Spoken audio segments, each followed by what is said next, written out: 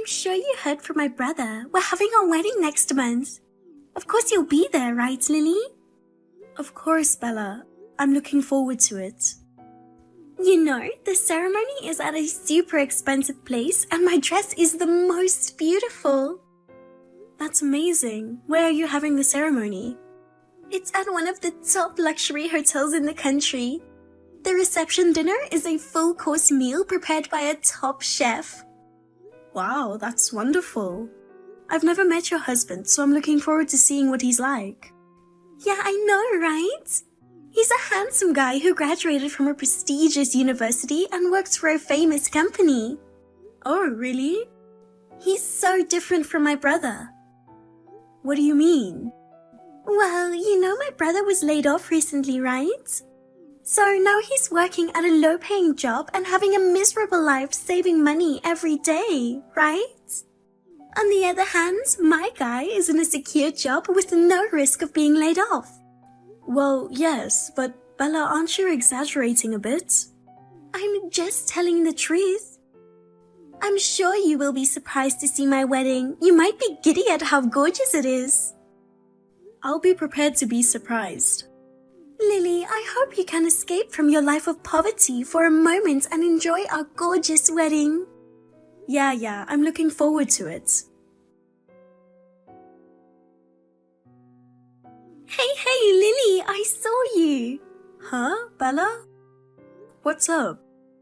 I saw you buying a half-priced sandwich.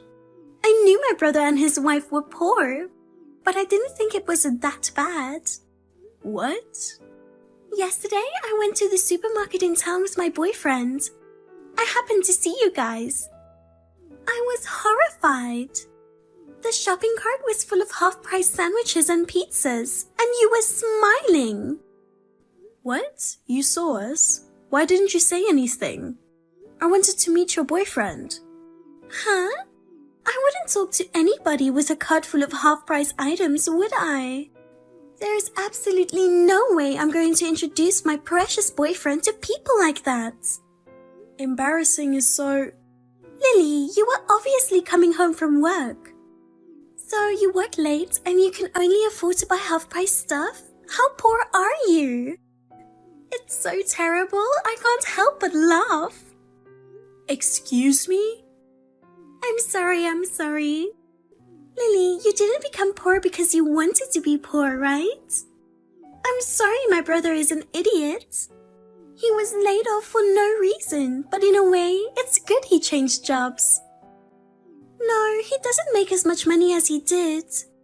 Because of that, you have to work late at night. And I'm so sorry that you have to live a miserable half-price life to save money. That's not true. I'm quite enjoying my life right now. Enjoying? What a bunch of lies. It's true that I've been working a lot of overtime lately. I love my job, so it's not hard at all to work long hours. Adam being laid off was due to company problems and had nothing to do with his performance. Even though his salary has decreased, he seems to be able to do the work he wants to do better than he did at his old company. He even says he's glad he changed jobs. He's putting up such a front, it's hilarious. You must be so frustrated to be seen in such an embarrassing situation. Lily, you don't have to go out of your way, okay? I don't want to live like this. I'm unhappy because of my husband. It's okay to scream and cry. No, I don't think I'm unhappy. Looking at you, I realize how blessed I am. My fiancé is a first-class university graduate and a member of an elite company. I'm in the winner's circle for being able to marry such a handsome man. I'm sure I'll never have to buy half-priced food. What's wrong with half-priced stuff? The store doesn't have to waste food. And the half price doesn't mean the taste is any less good. I think it's a good thing. You poor thing. You're the bottom of the barrel. Huh? Eating half-priced sandwiches and being happy about it? Happy about it, in my opinion, is the bottom of the barrel. If you keep eating cheap food, then you'll be cheap inside. I've made up my mind. You can't come to my wedding. What?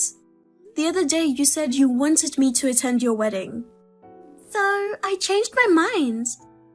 I don't want to be celebrated by poor people.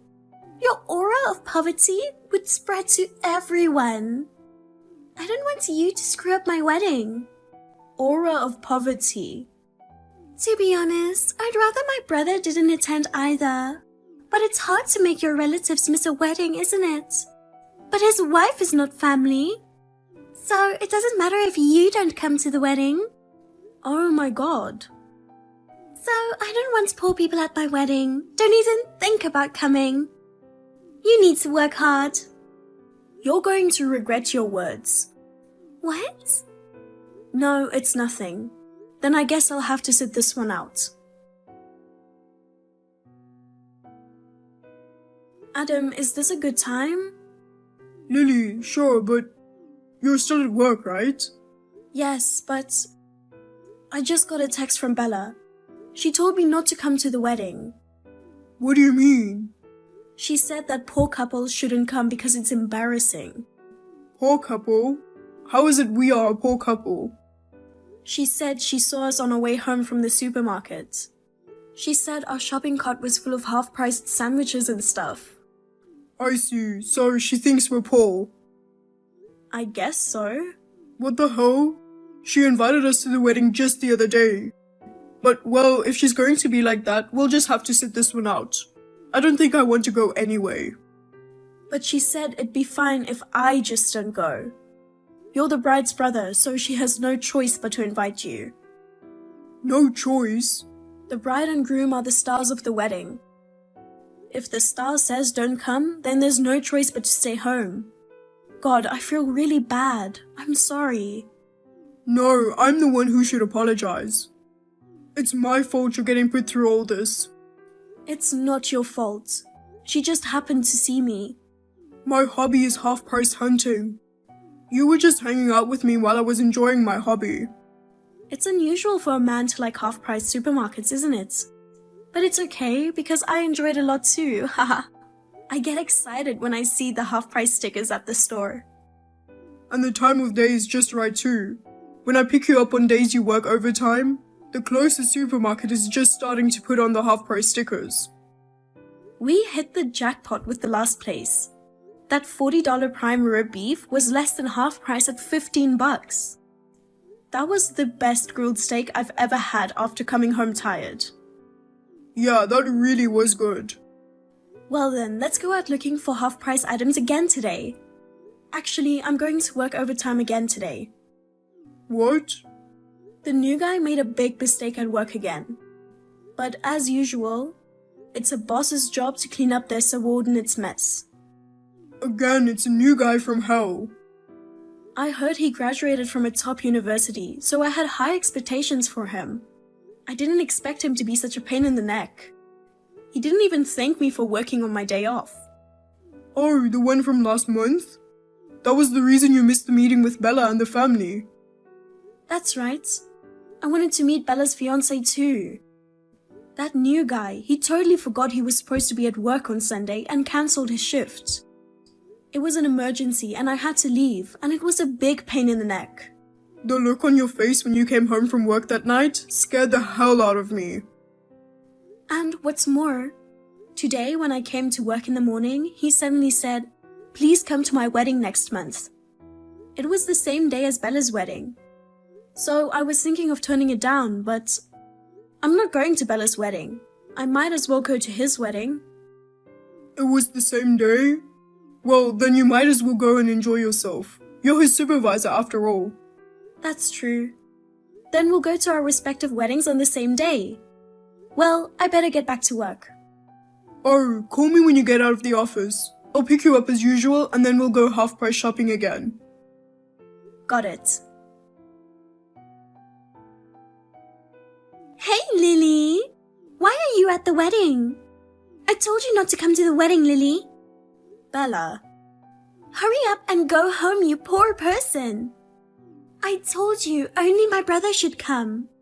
Don't come to my wedding when you aren't invited. I didn't really intend to come to your wedding. I didn't think this would happen either. Huh? Don't talk nonsense. You came here on your own and now you say it wasn't on purpose? Don't make up some lame excuse. Just tell me you came here for the food. Huh? Well, I understand why you would want to come. You usually only have simple foods. You really wanted to try a full-course meal from a top chef, didn't you? No, I didn't. I sometimes eat full-course meals from top chefs. You're lying. You're a poor girl who eats half-price lunches every day. You don't have the money to go out for a lavish feast on your own. That's why you came to our wedding. I told you that's not true. And stop calling us poor. What's wrong with calling poor people poor? Stop complaining and go home. No matter how much you try to stay, there's no room for you. Are you kidding me? Of course not. I've told you before that the presence of poor people will ruin the atmosphere. The aura of a poor person will destroy this gorgeous ceremony. Poor beggars should go home and eat half-priced sandwiches. Did you just call me a poor beggar? Poor thing, you were looking for a luxurious meal. Too bad. Ask my brother to show you some pictures later. You can imagine what it tastes like with your eyes. Well then, goodbye. So you really don't mind if I go home, do you? I've been telling you to go home for a while now. We can't start the wedding with you here. Okay, I'll leave now. But don't forget what you said before. Huh? You're kicking me out, so I'm leaving. Don't even think about asking me to come back later, because it's not going to happen. Who's going to say that? I'll never say that, so don't worry. Go home.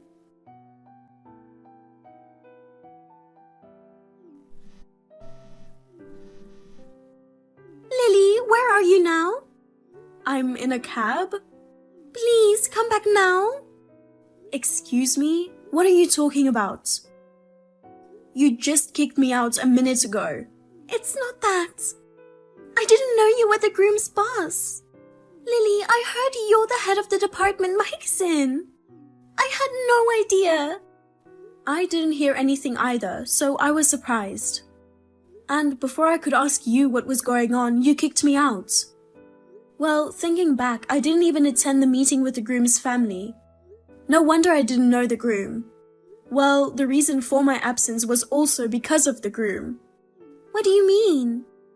Originally, he was supposed to work on Sunday, the day of the meeting, but he forgot all about it. I had to go work on short notice instead. You didn't show up for the meeting because of Mike? I don't really care about the past. Anyway, I'm just gonna go home. I'm already in a cab and I'm definitely not going back to the ceremony. Huh? Why won't you come back? You're invited as the groom's boss. We have a seat for you, so just please hurry and come back. That's not going to happen. I'm pretty sure I already told you that. What? That's why I won't go back. You said yourself you wouldn't ask me to come back. Let's be responsible for our words. But I didn't think you were Mike's boss. I mean, why are you his boss? You work for the same big company as Mike, right? Yes, I've been with the company for 8 years. I changed jobs right after Adam and I got married. You've been working there for that long? That's right. And for 8 years, I've been steadily getting results and getting promoted. I'm now the head of my department. Including Mike, the groom, I have nearly 60 people working under me. Ah, I can't believe it. It's not so great to have a job title though. After all, when I go home, I eat half-price lunches and prepared foods, right? That's why my sister-in-law calls me poor. Oh no. Your wedding would be better off without such a shabby manager. Well then, I guess I'll just have to miss the wedding as it is. Wait a minute. What about the speech? Huh? I wasn't asked to give a speech. You're lying. Mike must have asked you to make a speech. It's only natural for the boss to give a speech at their subordinate's wedding. It's true that it's standard, but I wasn't asked to make any speech, was I? What? That new guy, Mike, just doesn't have any common sense. He probably just took it for granted since I was his boss. I was sure that he asked you. He is a real pain in the neck. Hey Lily, at least give us a speech. There's no one else I can ask. Well, if you put it that way, I guess I have no choice, but I'm not going back there. I'll draft a speech and send it to you. I'll just have the ceremony staff read it for me, and that'll be fine, right? Well, that'll work somehow. Hey, what the hell is this speech? What do you think? I wrote it in a hurry, but it was pretty good, wasn't it? It's not good at all. Don't be silly. What? Did I do something wrong? This is horrible. You've embarrassed me so much. How dare you write a speech that makes fun of the groom like that? A speech from a boss is supposed to make the subordinate, the groom, look good. And yet, what was that speech about? All you could talk about was how useless he was. I tried to think of something to praise him about, but I just couldn't come up with anything. So I just told it how it was. How it was? He claims to be a first-class university graduate, but he has no work skills at all. He never apologizes when he makes a mistake and puts the blame on his boss. A clumsy subordinate who cancels work and makes his boss work. Everything in that speech is true. Oh no. Mike is supposed to be an elite employee with a first-class university degree, right? He's always telling me. He says he's expected to do great things by the company. What? He said he gets thrown all kinds of work every day. That's because he's good, right? Because he's good at what he does, right? No, because he's so inept that he doesn't know what kind of work to do. What? I've given him all kinds of jobs, that's for sure. Because I still don't know what kind of work I can entrust him with. I'm sure that no matter how inept you are, you're good at least one thing. I've tried to give him a variety of jobs, from chores and simple tasks to more difficult ones. But no matter what I tried, he just wouldn't do it. He didn't even know how to use the copier. When I asked him to make a copy of a document, he just stood there with a blank stare on his face. In the end, all I could do is laugh. He can't even make a copy? That's right. I thought maybe he wasn't good with machines. I asked him to staple my meeting materials for me. He did such a bad job, I couldn't even flip through. But he told me just yesterday he was called by the HR department to have an important meeting next week. I'm sure he'll get a promotion in recognition of the work he's been doing. I wouldn't get my hopes up. He's going to get a promotion, right? The opposite. What? I hate to ask, but could you tell Mike for me about this later? The meeting is about a transfer to a branch office out in the boondocks. Huh? Why would he get transferred to a place like that? Of course, it's because he's incompetent and can't do his job. It's a matter of course that they would want to have somebody more competent at the head office. Oh no, I was planning to be a housewife after marrying him. I just submitted my resignation at work the other day. Well, if you're quitting your job, you're just in time. It's better for you to be together than newlyweds living separately. Why don't you just go with him to the countryside? No way! It was hard to write a speech for such a clunker of a subordinate. But I did a pretty good job of keeping it all together, didn't I? I'm sure even this clunker will be happy with this bride. Because the bride is a clunker of the same level. Are you kidding me? Our wedding was ruined because of you. Everyone found out that the groom is an idiot. And they also realized I'm an even bigger idiot for not recognizing the groom's boss. It was mentioned in the speech that I called you poor and kicked you out of the venue. So my parents and relatives were furious with me. The atmosphere at the venue was ruined, and it was the worst wedding ever. Don't complain to me about it. I just wrote the speech as I was told. I did my best to write my speech well. I'm telling you, Mike, the groom, is even angrier than I am. He said he was embarrassed because of you.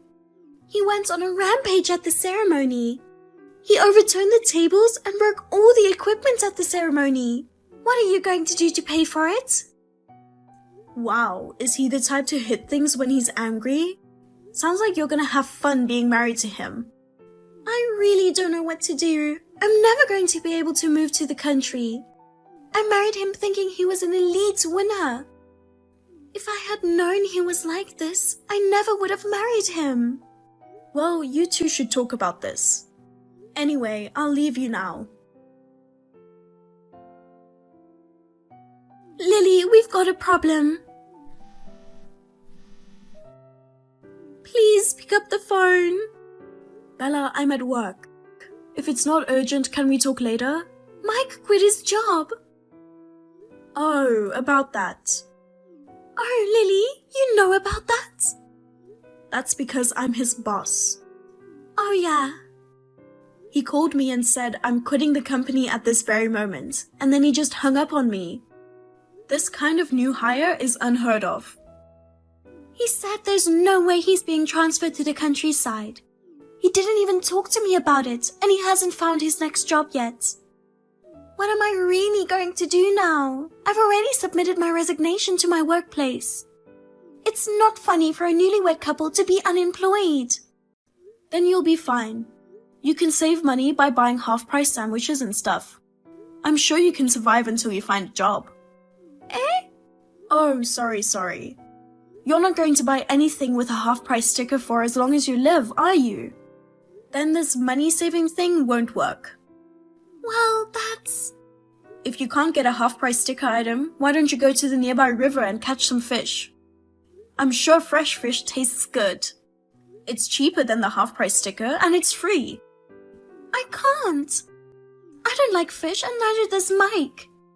Then why don't you just eat the weeds that grow in the park? Of course I'm not going to do that. Hey, can you lend me some money, please?